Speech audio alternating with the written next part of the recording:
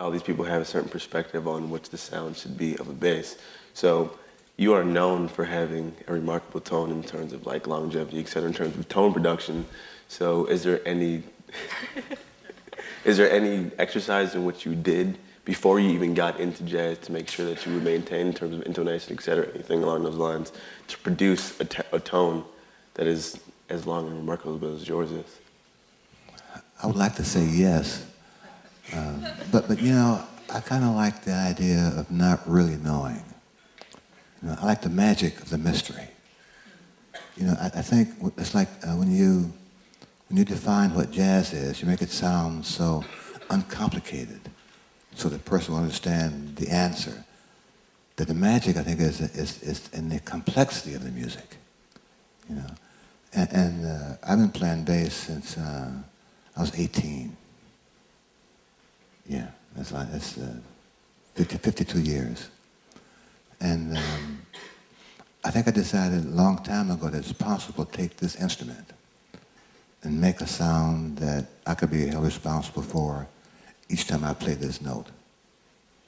And to that end, I made an experiment with different sound posts and different strings and different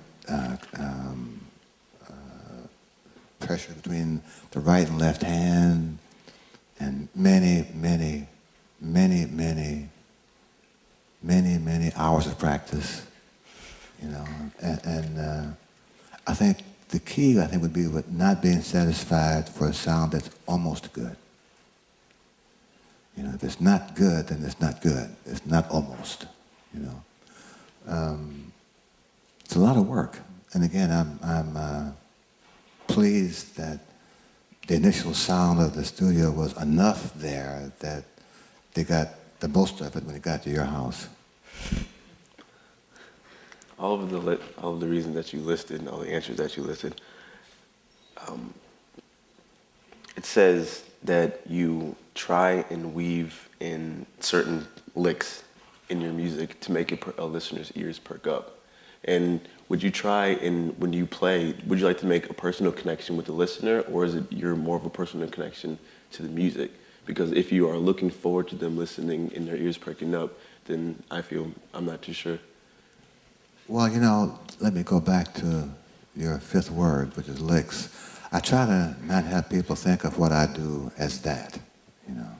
I think every jazz player has something that they can use to trigger off a whole new spring of ideas.